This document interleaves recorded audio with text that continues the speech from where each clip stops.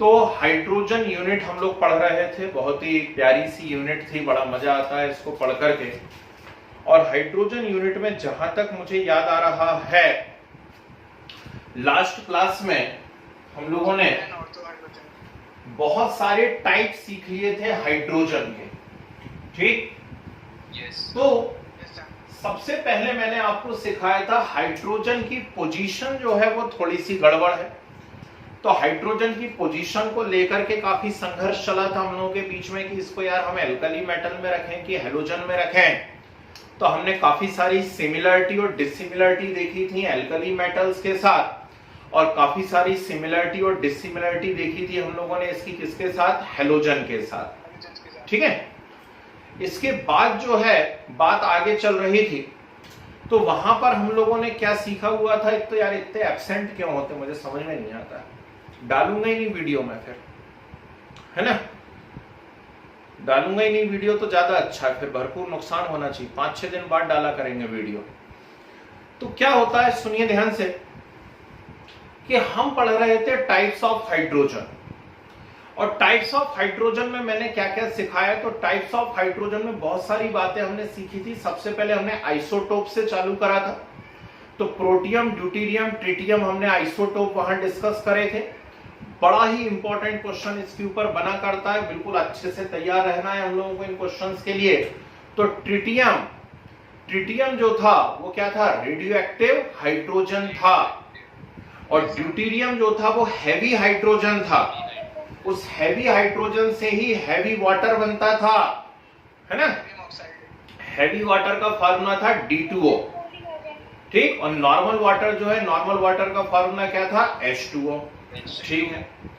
फिर आगे बढ़े हम लोगों ने, हमने देखा molecular hydrogen, atomic hydrogen, nascent hydrogen, और इन तीनों फॉर्म में जो मोस्ट रिएक्टिव था वो था एटॉमिक हाइड्रोजन, उससे थोड़ा कम रिएक्टिव था नेसेंट हाइड्रोजन, और सबसे कम रिएक्टिव जो था वो था मॉलिक्यूलर हाइड्रोजन।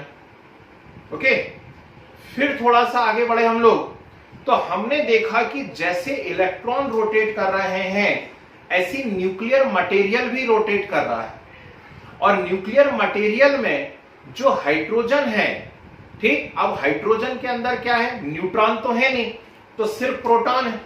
तो H2 मॉलिक्यूल था, H2 मॉलिक्यूल में दोनों प्रोटॉन सेम डायरेक्शन में यदि रिवॉल्व कर रहे थे तो उसे हमने कहा था ऑर्थो हाइड्रोजन, और यदि वो अपोजिट डायरेक्शन में रिवॉल्व कर रहे थे तो हमने उसे कहा था पैरा हाइड्रोजन। इतनी बातें मैं आपको अभी तक सिखा चुका हूं।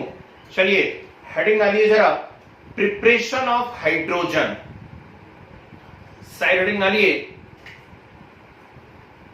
Preparation of hydrogen. बोर्ड पे रहिए और ध्यान से सुनिए। कई टाइप से आप लोग हाइड्रोजन को बना सकते हैं, कुछ बढ़िया सी मेथड्स मैं बता रहा हूं, यहां देखिए।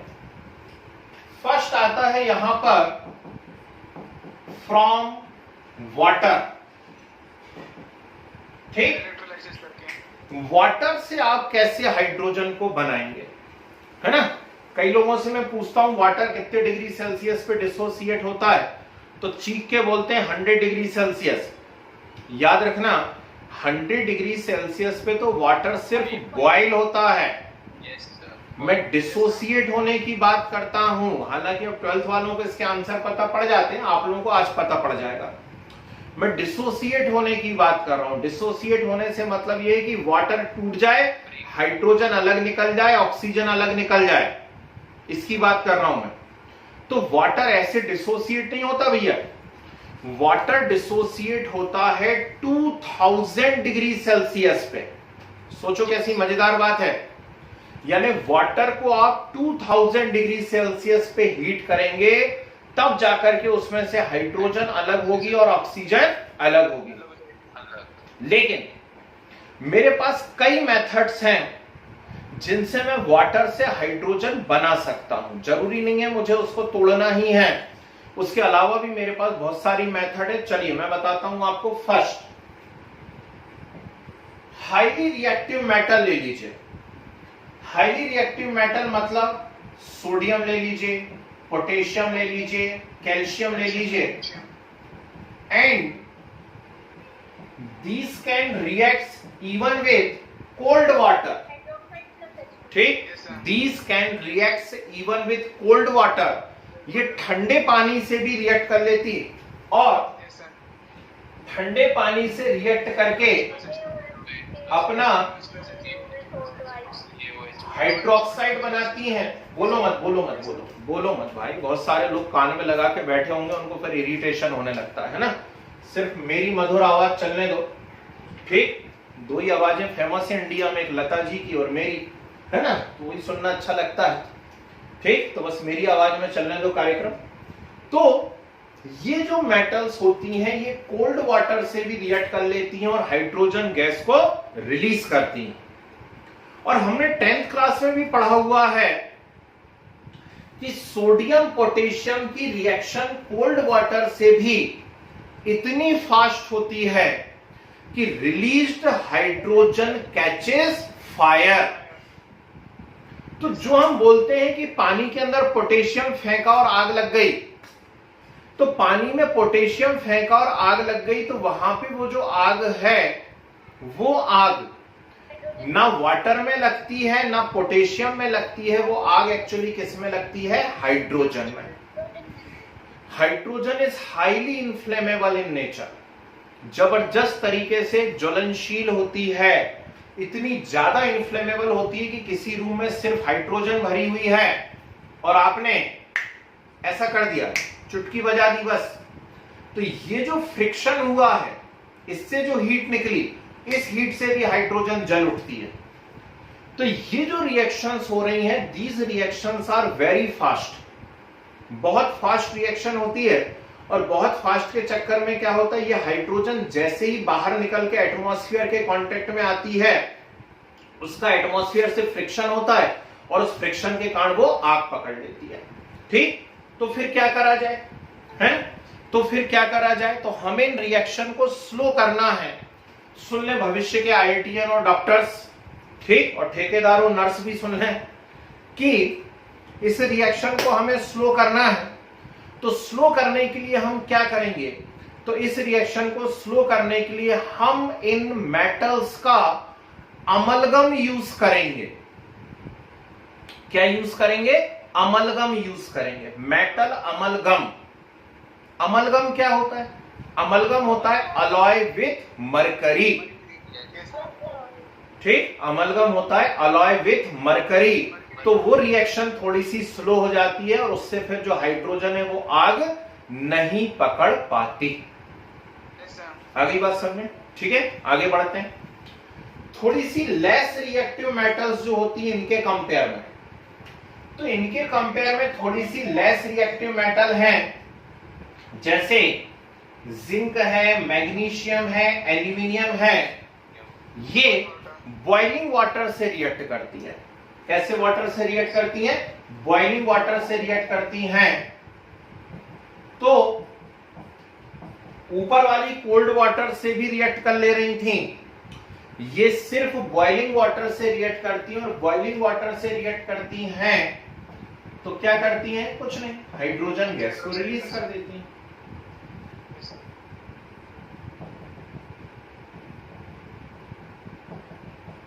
इस प्रकार से, ठीक। और लेस रिएक्टिव ली जाए तो और लेस रिएक्टिव है यहां पर कौन, तो यहां पर और ज्यादा लेस रिएक्टिव मेटल आ गई है आपके सामने, आयरन, ठीक। आयरन के साथ क्या होता है, ध्यान से देखिएगा,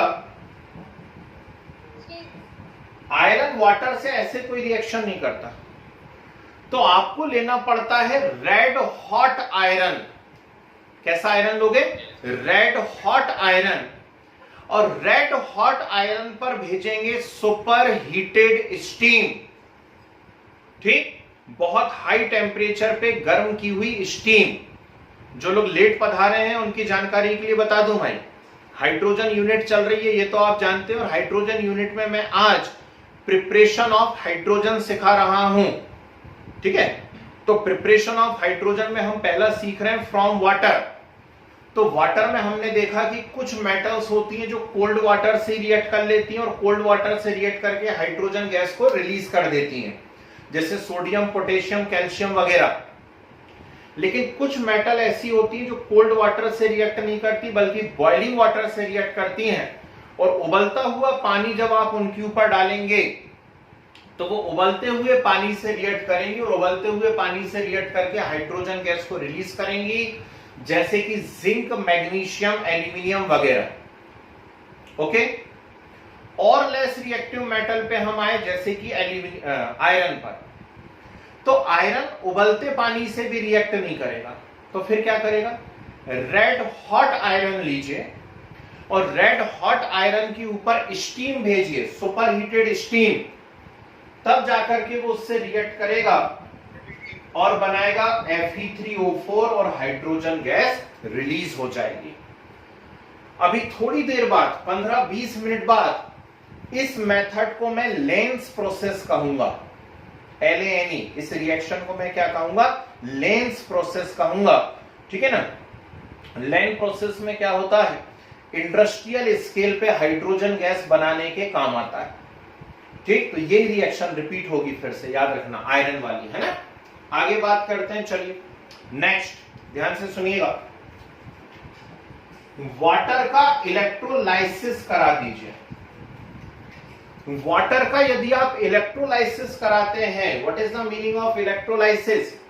इलेक्ट्रोलाइसिस का मतलब है इलेक्ट्रिक करंट दिया, ठीक। तो आप प्लेटिनम इलेक्ट्रोड ले लीजिए, प्लेटिनम इलेक्ट्रोड लेकर के पानी लीजिए, उसके अंदर हाई वोल्टेज डालिए, ठीक। तो जब आप इलेक्ट्रोलाइसिस करवाते हैं, पूरी रिएक्शन बता दे रहा हूं मैं पूरी रिएक्शन बता दे रहा हूं आपको, इलेक्ट्रोलाइसिस एक्चुअली होता कैसे है, ठीक है ना। उसके बाद आप चाहें तो उसको शॉर्ट में भी याद कर सकते हैं, ठीक है। तो क्या होता है? सबसे पहले वाटर टूटा H पॉजिटिव OH नेगेटिव में, OH नेगेटिव से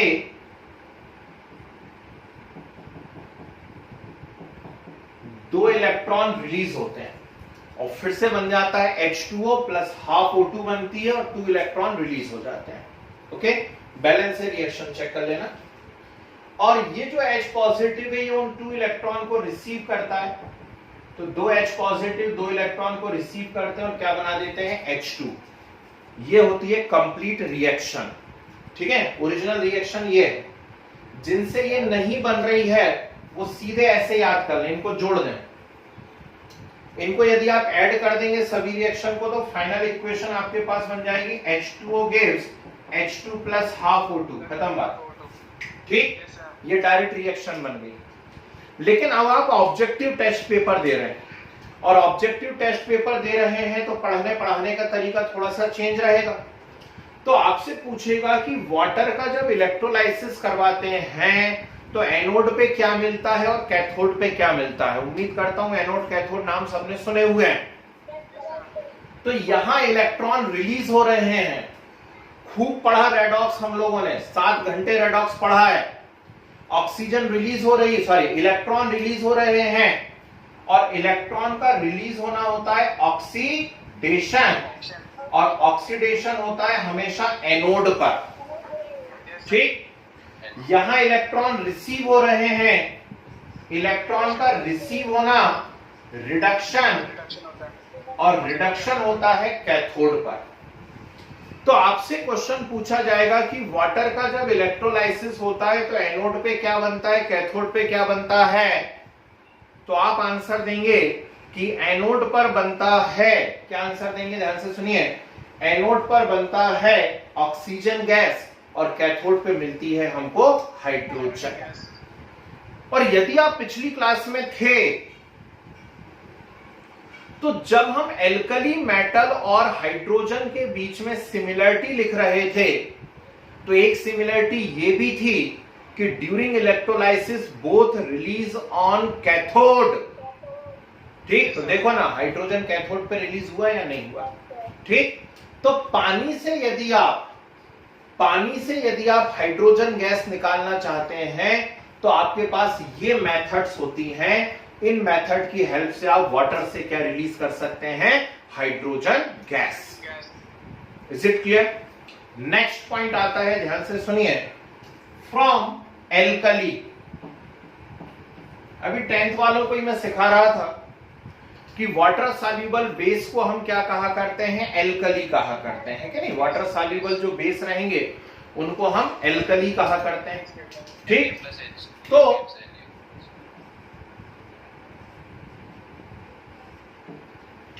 एल्कली से हम कैसे बना सकते हैं, सुनिए ध्यान से। बहुत सारी मेटल्स एम्फोटेरिक मेटल्स होती हैं, अभी बोर्ड पे लिखे भी थे कुछ एग्जांपल, है ना। तो बहुत सारी मेटल्स एम्फोटेरिक मेटल्स होती हैं, मतलब वो एसिड और बेस दोनों से रिएक्ट कर लेती हैं, ठीक है। इनमें कुछ कॉमन है,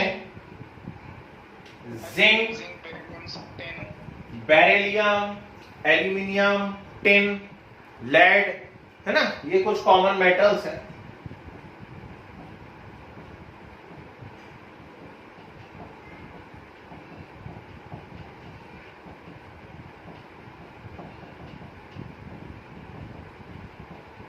इन दो रिएक्शन में पानी भी डालना पड़ता है भाई साथ में, है। तो इन दो रिएक्शन में पानी भी डालना पड़ेगा।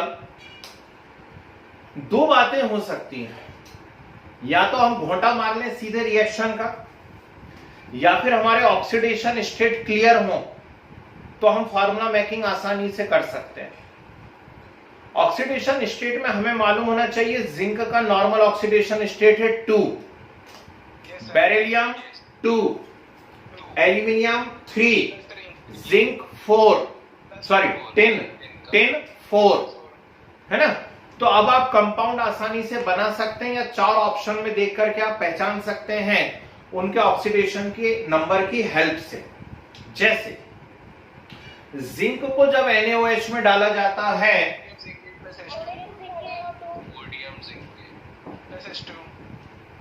Na2ZnO2, सुनो केवल सुनो, Na2ZnO2 बनता है। आप ऑप्शन देख करके आसानी से पहचान सकते थे, क्योंकि Na2ZnO2 में जब जिंक का ऑक्सीडेशन नंबर निकालेंगे तो कितना आएगा, +2, ठीक है, ऐसे पहचानना है ना। बेरिलियम से यदि आप करवाएंगे Na2BeO2, ठीक, sodium beryllate plus hydrogen. Aluminium से जब आप करवाएंगे, ठीक, तो मत बोलो इसलिए तो बोल रहा हूं, सोडियम मेटा एल्यूमिनेट, इसलिए बोल रहा हूं मत बोलो। सोडियम मेटा एल्यूमिनेट है भैया, सोडियम एल्यूमिनेट अलग होता है, ये सोडियम एल्यूमिनेट नहीं है, it is sodium meta aluminate, ठीक है। और टिन से जब आप करवाते हैं, sodium meta zinc plus H2,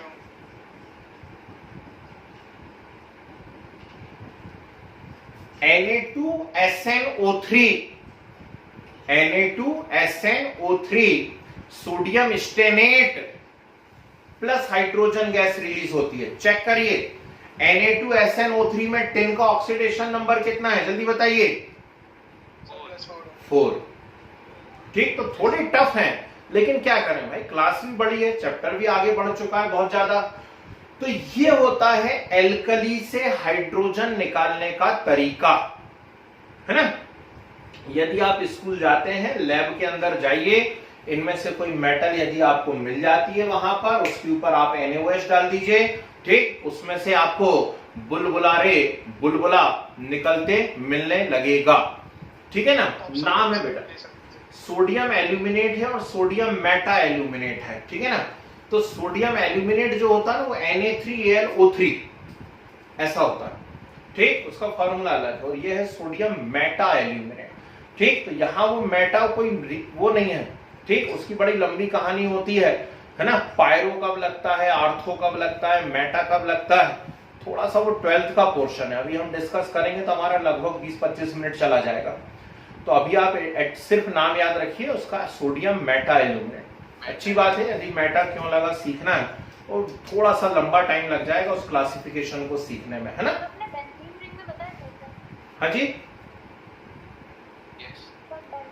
नहीं बेंजीन से कोई लेना देना नहीं है इसका बेंजीन से कोई लेना देना नहीं है भैया। मैंने पहले ही बताया, आर्थो मेटा पैरा जब बेंजीन में आए उस समय की बात अलग है, यहाँ उसका कोई लेना देना नहीं है, ठीक है ना। क्या डाउट है भैया, कौन बोल रहा है डाउट?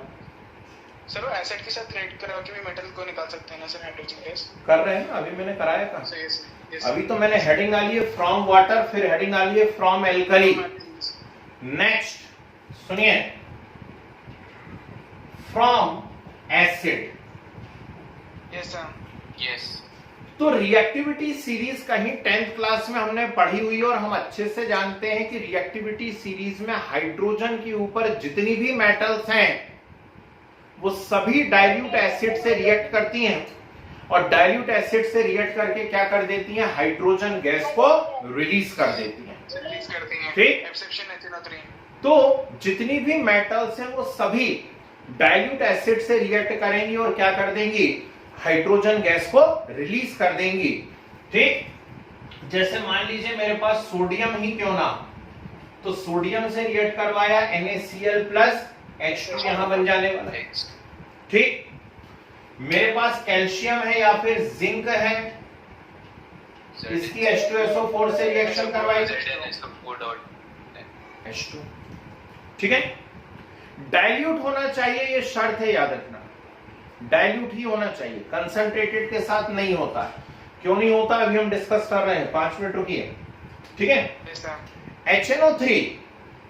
HNO3 के साथ सिर्फ मैग्नीशियम और मैग्नीज, सिर्फ 2 ऐसी मेटल हैं जो वेरी डाइल्यूट HNO3 में से रिएक्ट करके हाइड्रोजन गैस देती हैं, हाइड्रोजन गैस को रिलीज कर सकती हैं। बाकी कोई भी मेटल डाइल्यूट HNO3 में से हाइड्रोजन गैस रिलीज नहीं कर पाती, सिर्फ कौन करती है, मैग्नीशियम और मैग्नीज करती है, ठीक है। आगे सुनिए, तो एसिड से बनाना तो बहुत आसान रहता है। रिएक्टिविटी सीरीज में जितने भी हाइड्रोजन के ऊपर मेटल्स हैं वो सारी की सारी मेटल्स क्या करती हैं, डाइल्यूट एसिड से रिएक्ट करती हैं, और डाइल्यूट एसिड से रिएक्ट करके क्या कर देती हैं, हाइड्रोजन गैस को रिलीज कर देती हैं। क्लियर है बात। नेक्स्ट, अब बड़ा ही इंपॉर्टेंट पॉइंट आ रहा है, जरा बोर्ड पे रहिएगा सभी लोग, दैट इज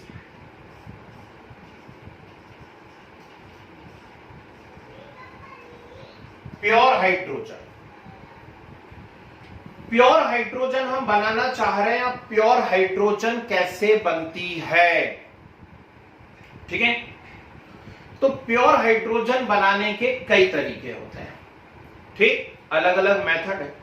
और जहां भी ऐसा कोई क्वेश्चन आता है ना, लेबोरेटरी रिएक्शन, उसको याद कर लेना चाहिए, इंडस्ट्रियल प्रिपरेशन याद कर लेनी चाहिए, और प्योर और यदि किसी गैस के बारे में बात आ रही है तो उसको याद कर लेना चाहिए, वो ऑटोमेटिकली इंपॉर्टेंट हो जाती हैं, है ना।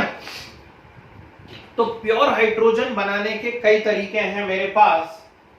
इसमें मैग्नीशियम लीजिए और मैग्नीशियम की डाइल्यूट H2SO4 से रिएक्शन करवा दीजिए। सुना मैंने क्या कहा, मैग्नीशियम लीजिए और डाइल्यूट H2SO4 से उसकी रिएक्शन करवा दें। तो मैग्नीशियम की जब डाइल्यूट H2SO4 से रिएक्शन होगी, MgSO4 plus H2, तो यहां बन गया MgSO4 plus H2, ठीक। मैग्नीशियम की डाइल्यूट H2SO4 से रिएक्शन हुई, बन गया MgSO4 plus H2। क्लियर, ये प्योर हाइड्रोजन बना है, प्योर, ठीक है। सेकेंड, सोडियम हाइड्राइड लीजिए NaH, और NaH की वाटर से रिएक्शन करवाइए, सोडियम हाइड्रोक्साइड ठीक। H2। तो सोडियम हाइड्राइड की जब आप वाटर से रिएक्शन करवाते हैं तो भी हाइड्रोजन गैस बनता है, again it is pure hydrogen. कितनी सारी हो गई देखो, है, तो डरना मत भैया कि इतनी सारी हो गई, अभी तो शुरू हुआ, अभी और करवाएंगे, हैं, चिंता नहीं करना, ठीक। तो सोडियम हाइड्राइड के ऊपर आप पानी डाल दीजिए, इससे भी आपको क्या मिलती है? Pure hydrogen. और क्या? एक और मेथड होती है that is known as Uyeno method, UYENO। ये इंडस्ट्री में भी यूज होती है। मिलिट्री पर्पस, मिलिट्री वालों के लिए, आर्मी वालों के लिए यदि हाइड्रोजन गैस बनानी हो, उनके भी बड़े काम की होती है, क्या काम होता है देखेंगे अभी। तो उनके लिए यदि हाइड्रोजन गैस बनानी हो मिलिट्री वालों के लिए, तो इसी मेथड से बनाई जाती है जो मैं आप बताने जा रहा हूं, है ना। इसको इंडस्ट्रियल में मैं दोबारा से लिखवा दूंगा और कहीं आप बोर्ड पे ढूंढेंगे तो शायद मिल भी जाएगी।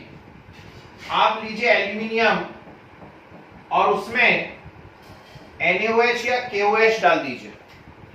ऊपर देखो जरा, एल्यूमिनियम लीजिए और उसमें NaOH या KOH डाल दीजिए। इससे भी जो आपको हाइड्रोजन मिल रहा है वो कैसा रहता है? पोटेशियम मेटाएल्यूमिनेट। प्योर। Yes sir. और यदि कोई आगे जिद पे नहीं और प्योर चाहिए मुझे, तो भयंकर ही प्योर चाहिए, तो फिर उसको कहते हैं भैया एक काम करो यार, तुम बहुत दिमाग खराब कर रहे हो, तुम ले लो बेरियम हाइड्रोक्साइड। क्या ले लो? Barium hydroxide. और बेरियम हाइड्रोक्साइड का इलेक्ट्रोलाइसिस करा लो यदि इतनी पड़ी है तो, ठीक। Yes sir. तो बेरियम हाइड्रोलाइसिस, बेरियम हाइड्रोक्साइड के इलेक्ट्रोलाइसिस से मोस्ट प्योर हाइड्रोजन मिलती है कैथोड पर। समझे बात को? ठीक। तो ये रिएक्शंस हुआ करती हैं भैया प्योर हाइड्रोजन बनाने की। इस प्रकार से हम लोग 4 अलग अलग मेथड्स हैं जिनसे क्या ऑब्टेन कर सकते हैं? Pure hydrogen. समझ गए बात को? रुक जाओ अभी। ठीक। तो पहले हमने देखा वाटर से कैसे हाइड्रोजन निकलती है, तो ये सारी मेथड्स हो गई, इनसे वाटर से हाइड्रोजन निकल गया। फिर हमने देखा कि यार एल्कली से कैसे हाइड्रोजन बन सकता है, तो ये इतनी सारी मेथड है, इनमें एल्कली से हाइड्रोजन बना लिया। फिर हमने देखा कि एसिड से कैसे बन सकता है, तो ये कुछ मेथड्स हैं, एसिड से बना लिया। वेरी प्योर बनाना है तो कैसे बनेगा? ऐसे। अब थोड़ी सी जगह बची हुई है तो मैं एक और बता दूंगा, फिर इसके नोट्स बनाएंगे, फिर और बताऊंगा, है। तो लेबोरेटरी बना ले, पहले नोट्स बना ले, हैं। चलो एक काम करते हैं, पहले इतने के नोट्स बना लेते हैं, फिर आगे बात करते हैं। जी हाँ, बाकी में हाइड्रोजन में कुछ ना कुछ दूसरी गैसों की इंप्योरिटीज आ जाती हैं, है ना। कुछ दूसरी गैसेस मिली हुई रहती हैं, इनमें जो हाइड्रोजन मिल रही है वो प्योर रहती है। हाँ भाई, क्या डाउट है? और क्या डाउट? सेम डाउट था कि सर प्योर हाइड्रोजन और उसमें डिफरेंस। हाँ ना, तो अब ये तो कोई डाउट है ही नहीं ना। जब लिखा है प्योर हाइड्रोजन है मतलब प्योर हाइड्रोजन है, तो कंफर्म बात है कि ऊपर जो रिएक्शंस लिखी हुई हैं उनमें जो हाइड्रोजन बन रही है उनमें कुछ ना कुछ और भी है ना। सर और कैसे हो सकते हैं सर? जैसे कोई रिएक्शन नहीं हो रहा और एटमॉस्फेयर से जाती है किसी? ओ भैया, जैसे H2SO4 है तो उसमें SO2SO3 मिल जाएंगी, है ना। HNO3 है तो उसमें NO N2O NO मिल जाएंगी, ठीक। ये इलेक्ट्रोलाइसिस है, किसी दूसरी मेथड से आप बना रहे हो, पर्याप्त अच्छे से आपने सेपरेशन नहीं करा हुआ है, तो इसमें कोई गैसेस मिल जाएंगी। समझ रहे बात को? ऐसा। चलो डाली हेडिंग डालिए, प्रिपरेशन ऑफ। जी नहीं, ऐसे हाइड्रोजन आग नहीं पकड़ेगी भाई, ठीक। एक्सोथर्मिक तो सारी रिएक्शन होती है, NaH प्लस H2O भी एक्सोथर्मिक है ना। NaH प्लस H2O भी एक्सोथर्मिक होती है, ये रिएक्शन भी एक्सोथर्मिक होती है, लेकिन ऐसे हाइड्रोजन को आग नहीं पकड़ने देते, उसको बाहर एयर के कांटेक्ट में आने ही नहीं देते हैं। एयर के कांटेक्ट में आने, बिल्कुल एकदम क्लोज पैक ट्यूब्स लगी हुई रहती हैं, वो ट्यूब्स तेजी से जाती हैं और आइस कोल्ड कंटेनर के अंदर जाकर के हाइड्रोजन को कलेक्ट करती चली जाती हैं, तो आग नहीं पकड़ने देते उसको। आग यदि पकड़ लेगी तो एक्सप्लोजन हो जाएगा भयंकर, है ना, फूट जाएंगे लैब के ऑपरेटर्स जितने भी हैं। लिखे preparation of hydrogen, first heading आ रही है from water.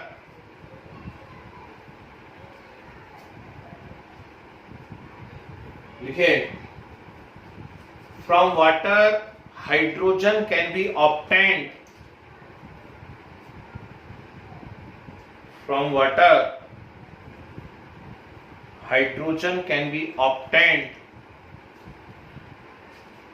by following reactions. Hydrogen can be obtained by following reactions. First, highly reactive metals like sodium, potassium, highly reactive metals like sodium, potassium, and even calcium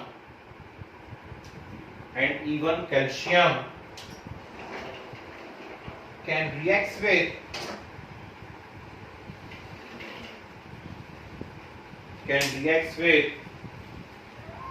cold water,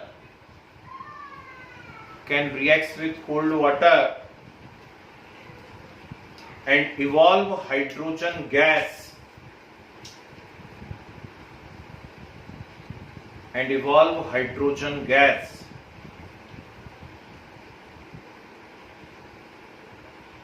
फिर the reaction of sodium and potassium,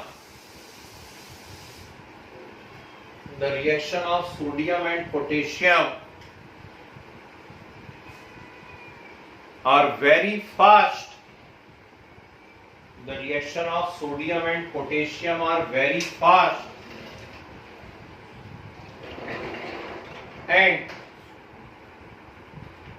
And evolved hydrogen can catches fire.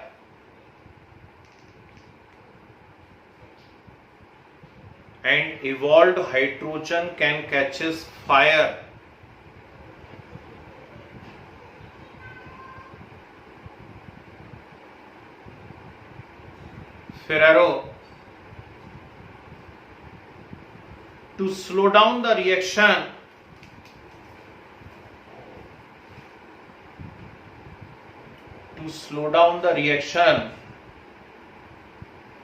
metal amalgam are used.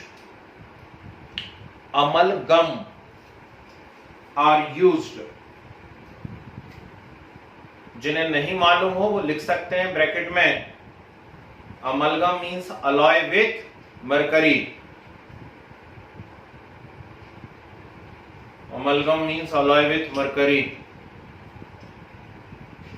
ठीक है, 3-4 line छोड़िए. Second लिखिए, less reactive metal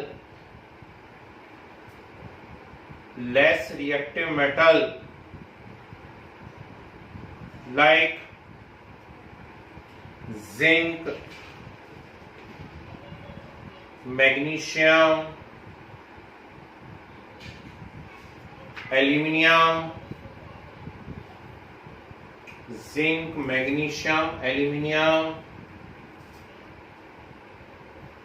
reacts with boiling water,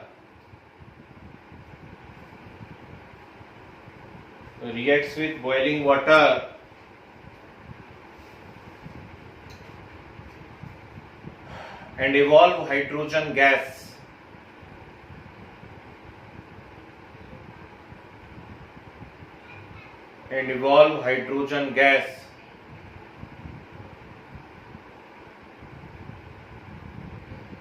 ठीक है, 3-4 line छोड़िए reaction note करने के लिए. सी पॉइंट लिखिए, when superheated steam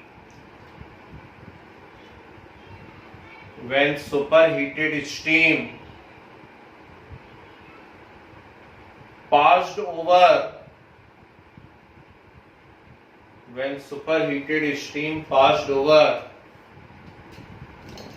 red hot iron,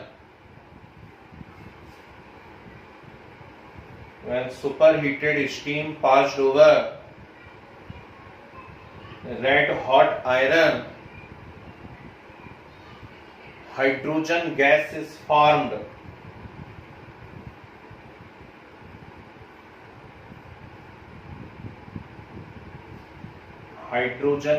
is formed.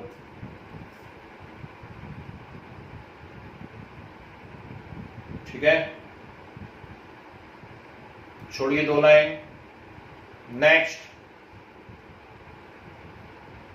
Small amount of acid और base, small amount of acid और base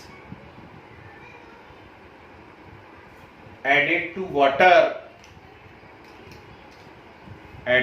water and electrolysis carried out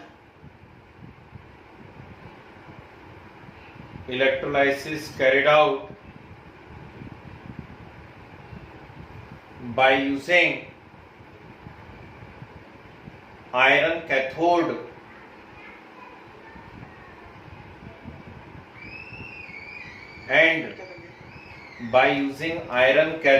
and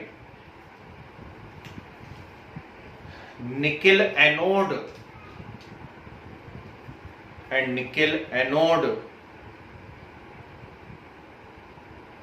as a result, सब platinum भी हो सकता है। हाँ प्लेटिनम भी हो सकता है, इनर्ट इलेक्ट्रोड ले सकते हैं हम। तो हाइड्रोजन ऑब्टेन्ड एट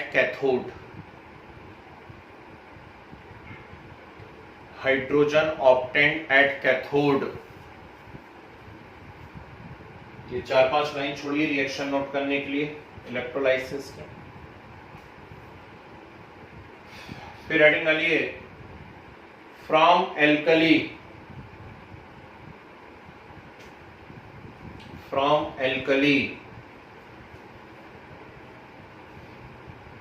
लिखे following metals reacts with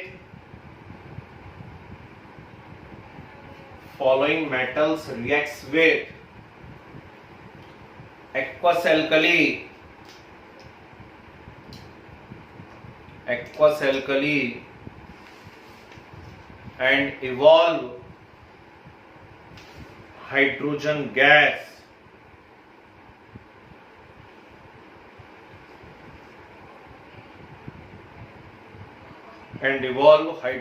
gas. चार पांच लाइन छोड़ दीजिए। फिर हेडिंग डालिए from acid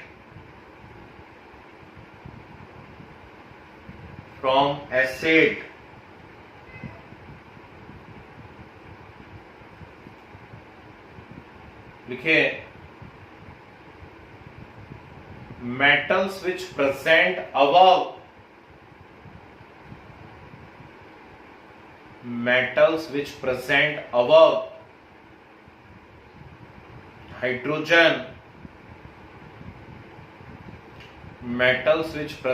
above hydrogen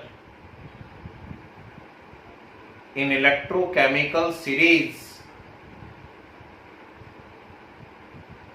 metals which present above hydrogen in electrochemical series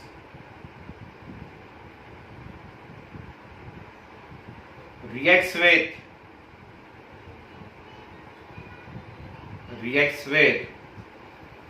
dilute acids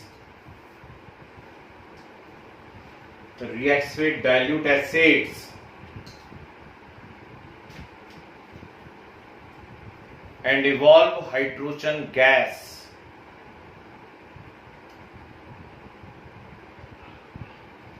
Reacts with dilute acids and evolve hydrogen gas. ठीक है, छोड़िए 3-4 लाइन। ये हेडिंग डालिए ये वाली रिएक्शन नोट करने के लिए फ्रॉम एसिड्स। फिर हेडिंग डालिए प्योर हाइड्रोजन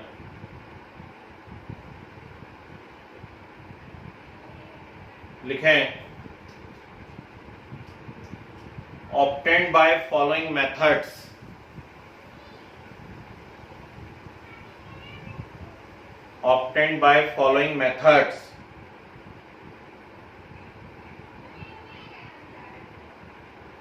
ए पॉइंट लिखे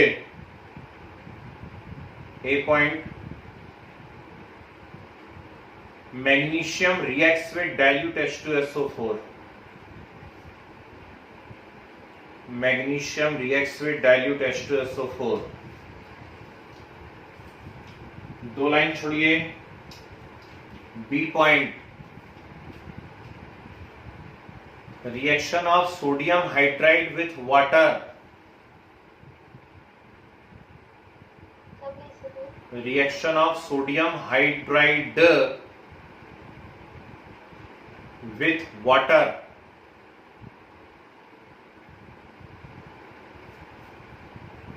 दो लाइन छोड़िए. C पॉइंट लिखे. Reaction of scrap aluminium SCRAP. Sir B point से जो B point. Reaction of sodium hydride with water. C. Reaction of scrap aluminium with caustic alkali. बेटा with Caustic alkali. NaOH या KOH. दो line छोड़िए. D point लिखे. Hydrogen of very high purity. Hydrogen of very high purity obtained at cathode. सब please repeat. Hydrogen of very high purity obtained at cathode by electrolysis of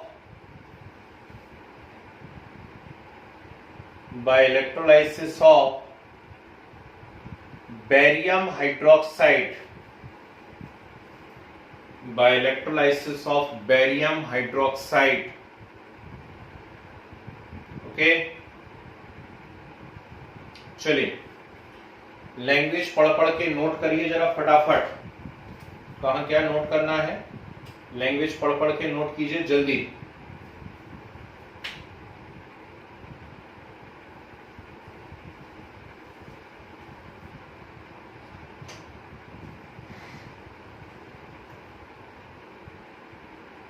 तो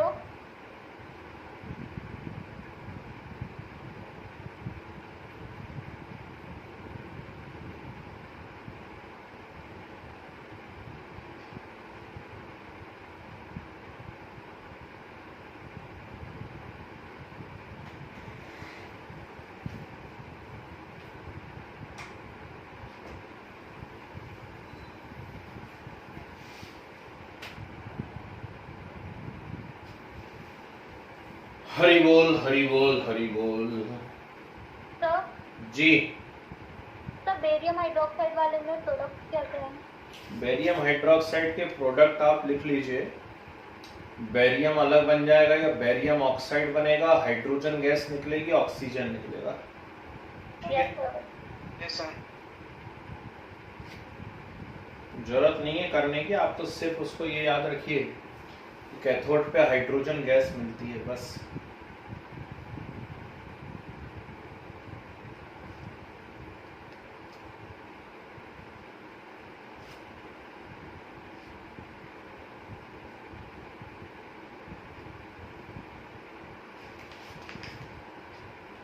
excuse me sir. जी भाई साहब.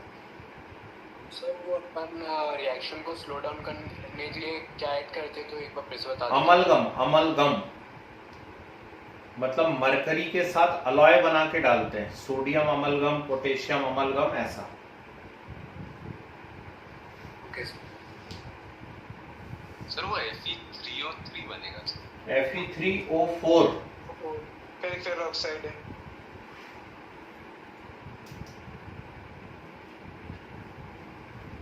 Fe3O4 ferroso ferric oxide.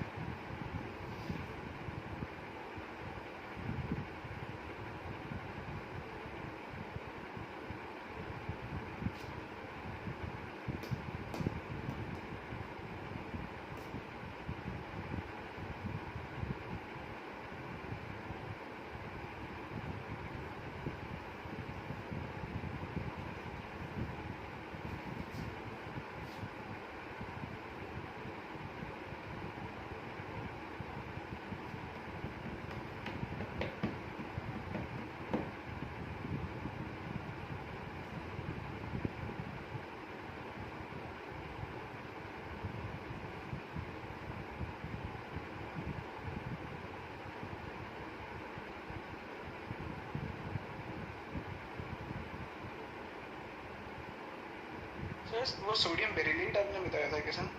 जी। Yes sir.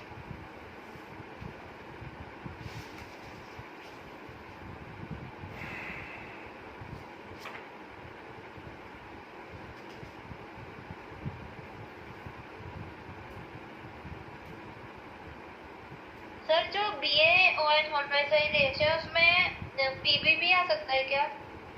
कौन letter में, कौन से वाले में? द लास्ट वाली में। नहीं,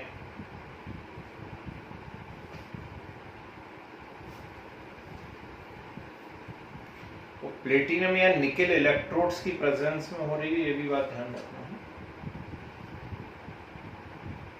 sir PD। Palladium? Yes sir. नहीं, पैलेडियम का आइडिया नहीं है मुझे भाई, देखी नहीं कभी रिएक्शन पैलेडियम की। पैलेडियम तो एडसॉर्प्शन में यूज होगा हाइड्रोजन के, इलेक्ट्रोलाइसिस का कुछ देखा नहीं आज तक, देखी नहीं रिएक्शन कभी किसी बुक में।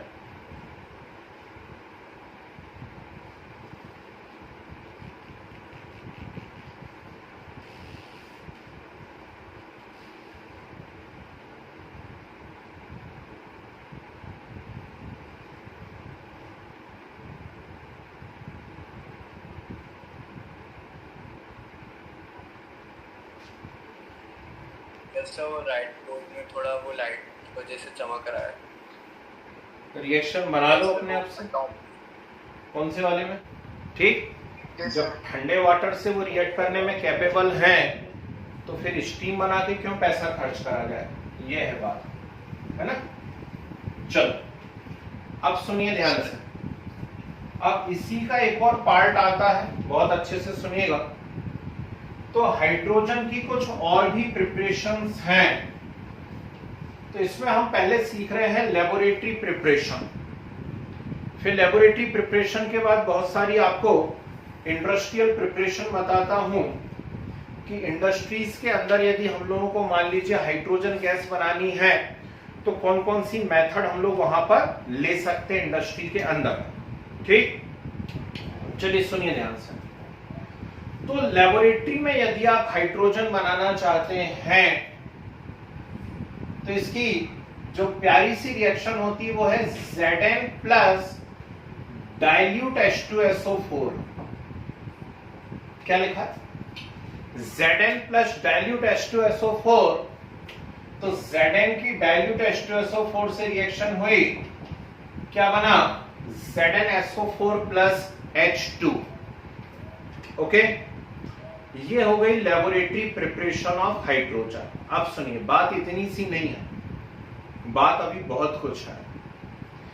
यहां पर जो आपने जिंक लिया हुआ है ये होता है granular zinc and it is impure zinc actually. ठीक, तो हम यहां ग्रेन्युलर जिंक या इम्प्योर जिंक लेते हैं और ये अपने आप में क्वेश्चन बन जाता है कि इस रिएक्शन के अंदर आपने प्योर जिंक क्यों नहीं लिया।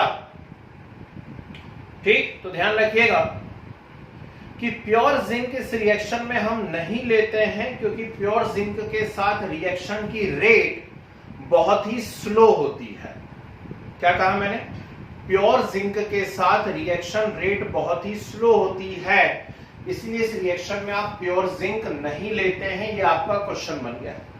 ओके, दूसरा क्वेश्चन, यहां पर हमने डाइल्यूट H2SO4 ही क्यों लिया, कंसंट्रेटेड H2SO4 क्यों नहीं ले लिया? अगला क्वेश्चन बन गया कि डाइल्यूट H2SO4 ही क्यों लिया है, कंसंट्रेटेड H2SO4 क्यों नहीं ले लिया? क्योंकि यदि आप यहां पर कंसंट्रेटेड H2SO4 लेते, सल्फर डाइऑक्साइड और वाटर भी बन ठीक, जाएगा। तो यदि आप यहां पर कंसंट्रेटेड H2SO4 लेते तो इसमें बनता ZnSO4 plus SO2 plus H2O।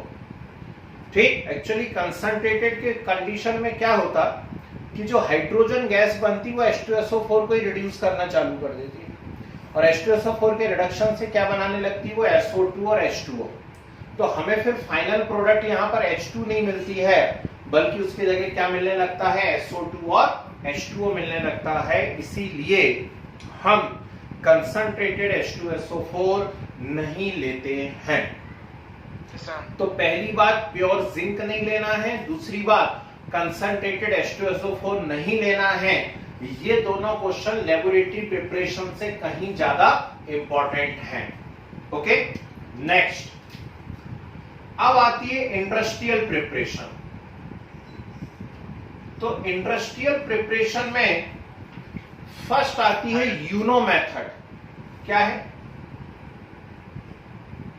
यूनोस method. अभी भी मैंने इसका नाम लिया था। मिलिट्री पर्पस के लिए जो हाइड्रोजन बनानी है ना, तो वहां पर क्या करा जाता है, यूनो मेथड का ज्यादा यूज किया जाता है। हाँ जी,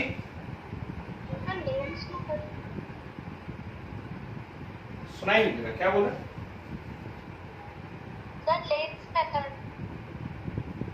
लेन आ रही ना, लेन भी आ रही है।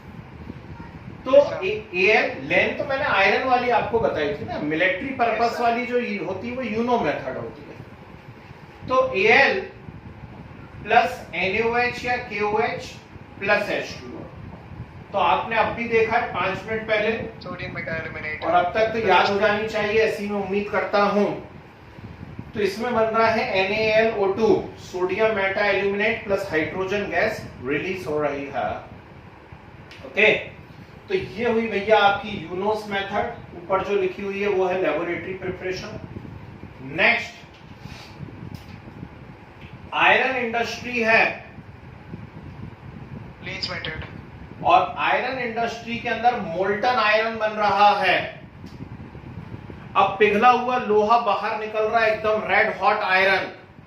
इसको बोलते हैं एक पंथ दो काज, मतलब आयरन ठंडा भी कर लो और हाइड्रोजन गैस भी बना लो, ठीक है ना। हालांकि पूरे आयरन पे नहीं डालते क्योंकि उससे आयरन खराब भी होता है, ये भी ध्यान रखना। क्या खराब होता है वो मैं बता रहा हूं।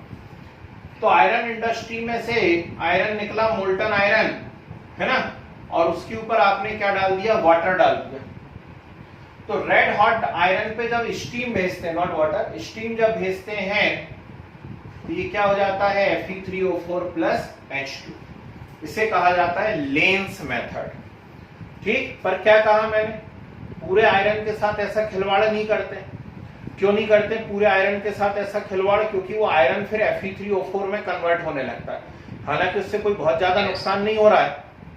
मैक्सिमम इंडस्ट्री में भाई आपको प्योर आयरन का करोगे क्या, है ना। आयरन हमको कहाँ यूज करना, आयरन हमको बिल्डिंग्स में यूज करना है, और कहाँ यूज करोगे, ठीक। कुछ पार्ट्स बनाने हैं मशीनों के, ठीक, तो वो इम्प्योर आयरन से भी चल सकता है। और वैसे भी अंदर घुसने वाले के तो रिएक्ट करेगा नहीं, अपर सरफेस पे ही क्या बन रहा है, केवल Fe3O4।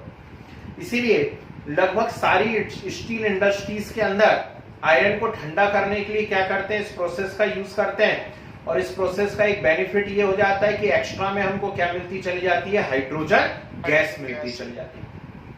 अब जिनके पास आयरन इंडस्ट्री नहीं है और वो हाइड्रोजन गैस बना रहे हैं इस मेथड से, जिनके पास आयरन इंडस्ट्री नहीं और फिर भी इस मेथड से हाइड्रोजन गैस बना रहे हैं, तो उनका आयरन तो खराब हो गया, उनका आयरन तो काय में कन्वर्ट हो गया, Fe3O4 में। तो वो क्या करते हैं, इस Fe3O4 पे डालते हैं वाटर गैस। क्या डालते हैं, वाटर गैस। अभी फिर से आएगा, CO plus H2, carbon monoxide और हाइड्रोजन का मिक्सचर कहलाता है वाटर गैस। तो रेड हॉट Fe3O4 लेते हैं, ध्यान से सुनिएगा, और इस रेड हॉट Fe3O4 पे वाटर गैस को भेजा करते हैं। जब रेड हॉट Fe3O4 पे वाटर गैस को भेजा करते हैं, तो इस वाटर गैस के अंदर जो CO और H2 है, वो CO और H2 क्या करते हैं, इस आयरन को रिड्यूस कर देते हैं वापस से Fe में, और खुद ऑक्सीडाइज होकर के हट जाते हैं। तो इस प्रकार से आयरन फिर से मिल जाता है और फिर वापस से वो अपनी सेवाएं देना चालू कर देता है। इसे कहते हैं लेंस मेथड। तो यूनो हो गई, लेन हो गई। नेक्स्ट यहां पर एक मेथड आती है जिसे कहा जाता है बॉश प्रोसेस, ठीक है।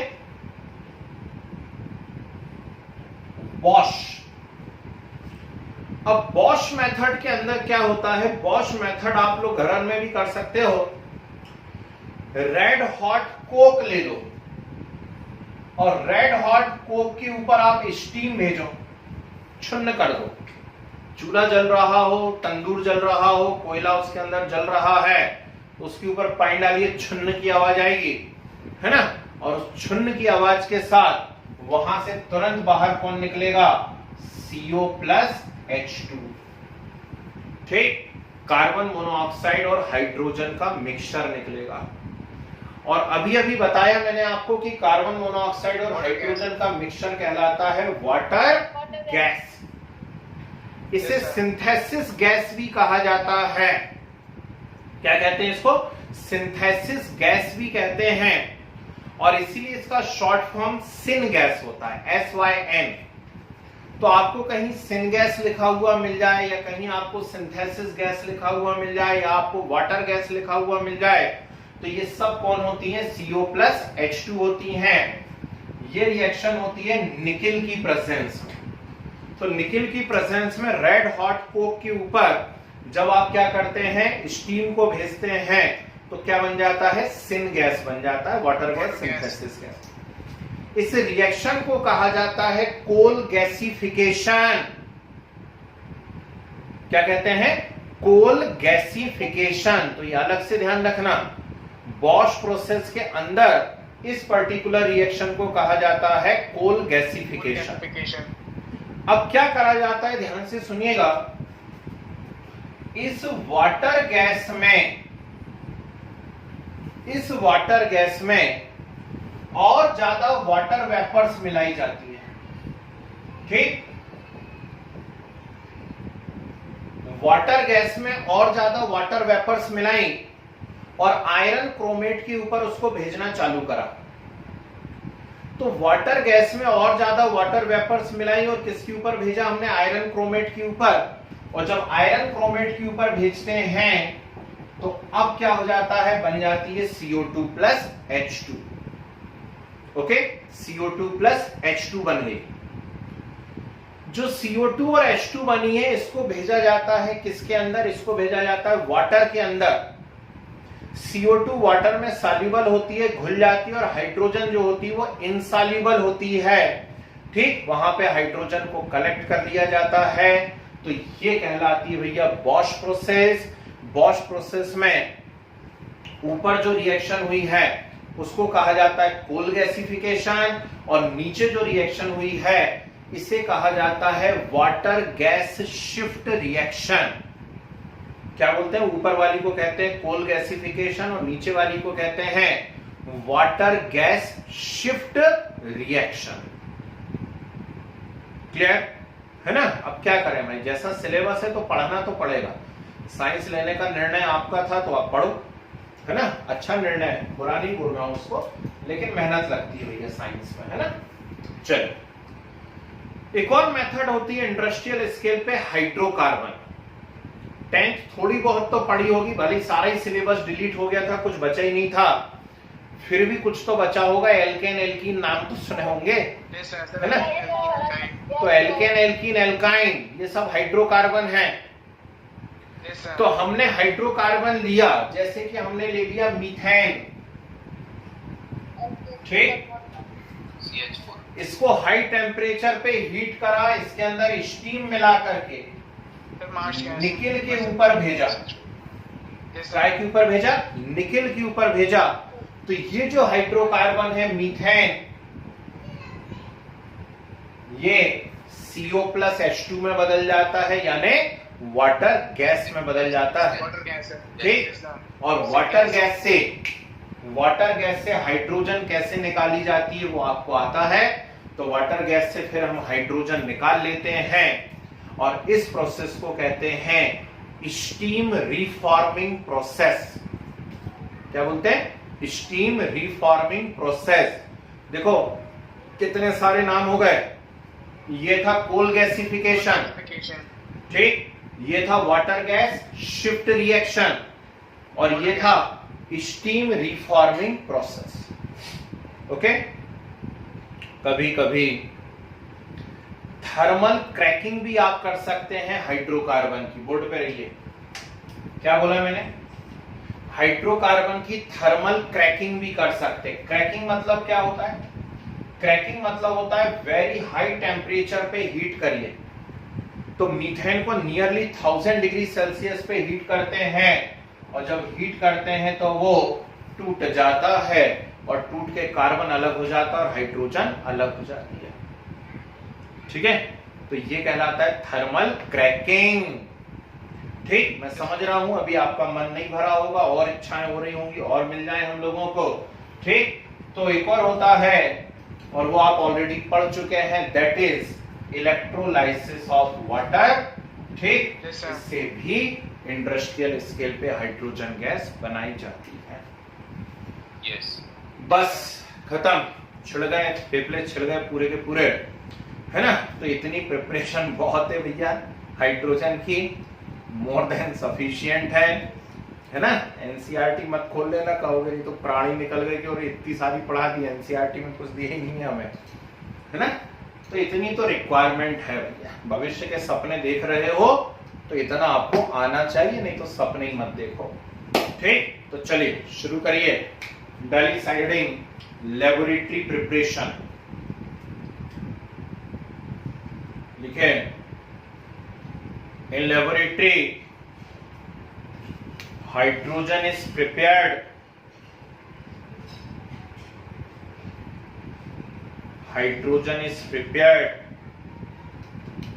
by action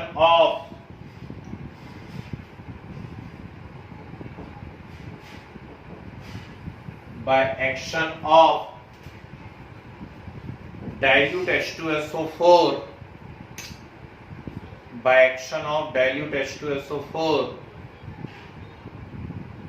on granulated zinc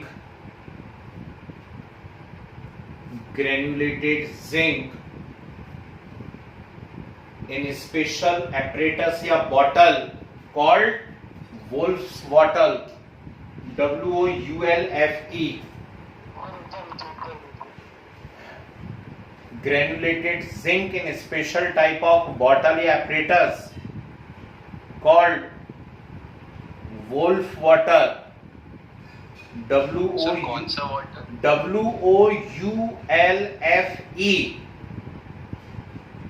WOULFE। Reaction लिखी लो आप लोग साथ साथ। Zn plus H2SO4 gives ZnSO4 plus H2। Dilute जरूर लिख लेना। Zn plus H2SO4 gives ZnSO4 plus H2।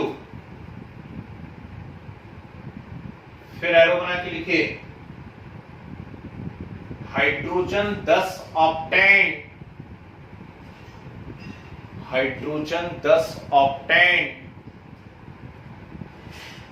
collected by downward displacement of water। पानी में इंसॉल्युबल है तो नीचे से भेजते हैं इसको पानी के अंदर, तो ये ऊपर कलेक्ट होती जाती है और पानी को धीरे धीरे नीचे सरकाती जाती है। Collected by downward displacement of water.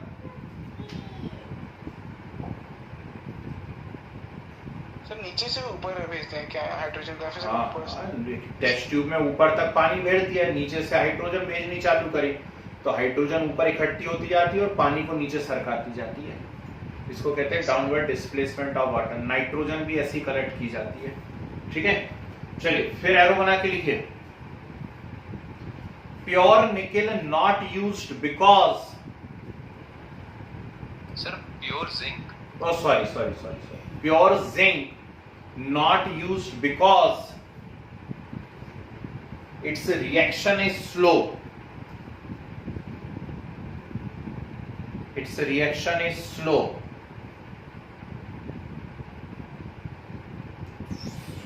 फिर एरो सर जी, सर जो इम्प्योर जिंक होता है उसमें सर क्या होता है कि वो फास्ट रिएक्शन प्योर जिंक यदि आप लेते हैं तो ये जो मटेरियल बन रहा है वो जिंक उसको अपने ऊपर एब्जॉर्ब करना चालू कर देता है, चिपकाने लगता है और आगे की रिएक्शन स्लो हो जाती है। समझ गए?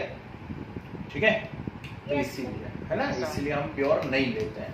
ऊपर ही अपने ऊपर ही चिपकाने लगता है गैसेस को, तो अपने ऊपर चिपकाने लगेगा तो नई रिएक्शन हो ही नहीं पाती है, इसीलिए इम्प्योर लिया जाता है। फिर एरो बना के लिखें, concentrated H2SO4 not used,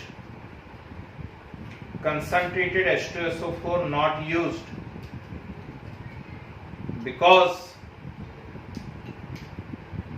following reaction takes place, because following reaction takes place। लिख लीजिए Zn plus H2SO4 concentrate gives ZnSO4 plus SO2 plus H2O।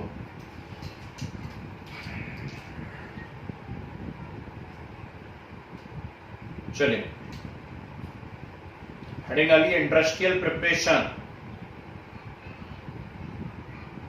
Sir oxidise कौन करता था सर इसको? रिड्यूस बोला था, हाइड्रोजन ये सर हाइड्रोजन हाइड्रोजन रिड्यूस कर देता था सर। yes, sir। चलिए, हेडिंग आ गई industrial preparation.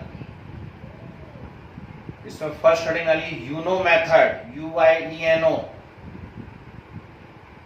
UIENO, Uyeno method. सीधे रिएक्शन लिख लो आप और उसके आगे लिख देना military purpose, Al plus NaOH plus H2O gives ये, और आगे लिख दीजिए military purpose.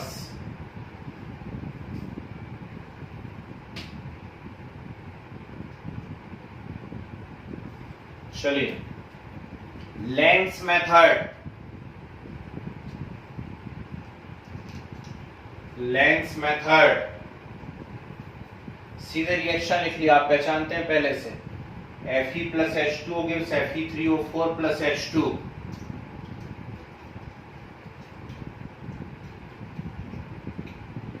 Fe plus H2O gives Fe3O4 plus H2। फिर एरो बना के लिखिए, the Fe3O4 thus obtained, the Fe3O4 thus obtained reduce back into Fe, the Fe3O4 thus obtained reduce back into Fe by water gas, water gas, come on, ये note करिए अब नीचे वाला।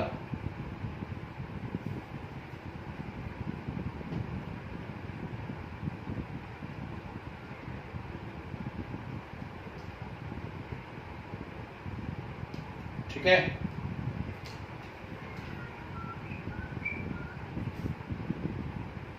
Sir doubt था हाँ भैया।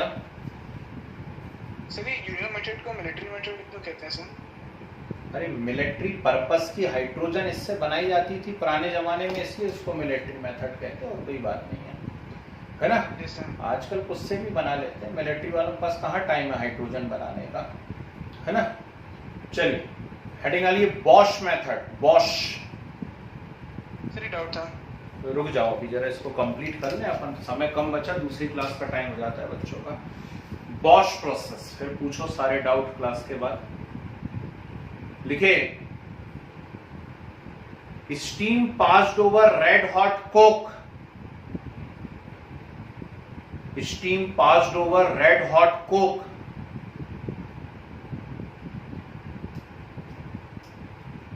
To give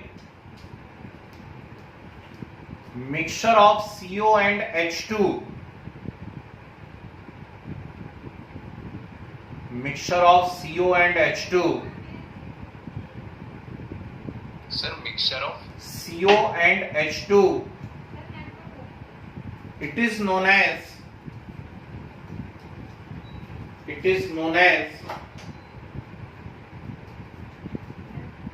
water gas. It is known as water gas or synthesis gas or syngas, SYN, syngas, and this reaction known as coal gasification reaction. Coal gasification, underline कर लेना इन सब बातों को, and this reaction known as coal gasification. तो water gas के बाद कौन सा बोला? सिंथेसिस, सिन,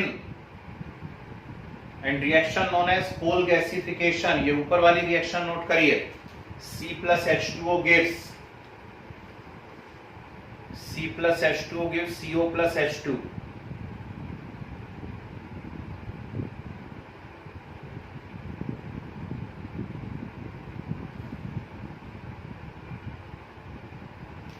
ओके, फिर एरोक्साइन बना के लिखिए. Now more water vapour added to water gas. Now more water vapor added to water gas and passed over steam. So now more. Water vapor added to water gas and passed over steam.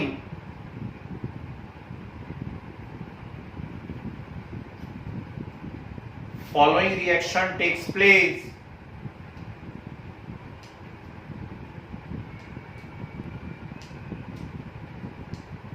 And it is called water gas shift reaction. ठीक है, repeat कर देंगे वाला statement. Water vapor added to water gas and passed over iron chromate.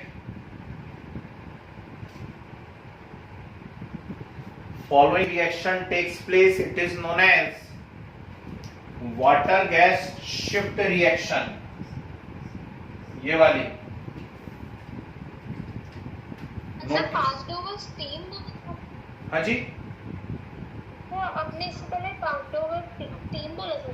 नहीं, passed over iron chromate. हो सकता है steam बोल दिया, थोड़ा जल्दी में हूं मैं. Yes sir. Iron chromate. Sir known as. Sir FeCrO4. जी, known as water gas shift reaction.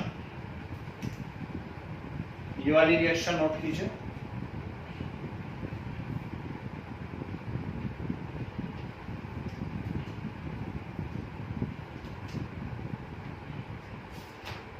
चलिए,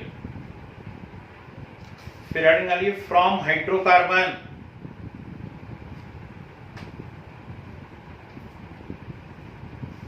फ्रॉम हाइड्रोकार्बन. सर ये क्या अगला है क्या? जी, नेक्स्ट हेडिंग मतलब अगला है. From hydrocarbon. Yes. Yes sir. लिखो natural gas mixed with steam. Sir ये भी इंडस्ट्रियल प्रिपरेशन जी है जी क्या? जी जी, सब इंडस्ट्रियल ही चल रही है. Natural gas mixed with steam and passed over nickel at 1000 degrees Celsius. Passed over nickel at 1000 degrees Celsius.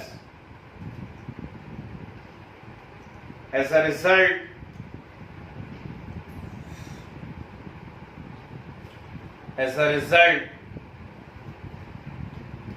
water gas is formed.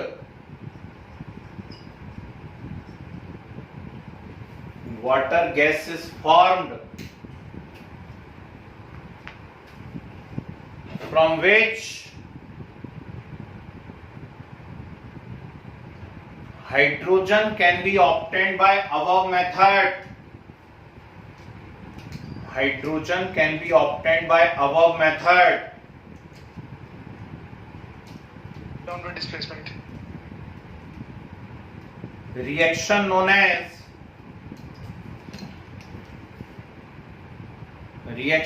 as steam reforming process. Steam reforming process. करो, याद करो, ये रही CH4 plus H2O,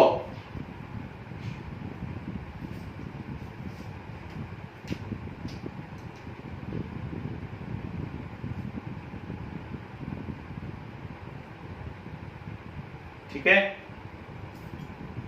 next, thermal cracking of natural gas also give hydrogen. ये सब industrial ही है भाई। Thermal cracking of natural, cracking, crack कर देना, तोड़ देना। Yes sir thermal cracking of natural gas also give hydrogen. Yes sir ये नोट कीजिए, CH4 वाली। Thermal cracking of natural gas also gives hydrogen. ये रिएक्शन नोट कर लीजिए।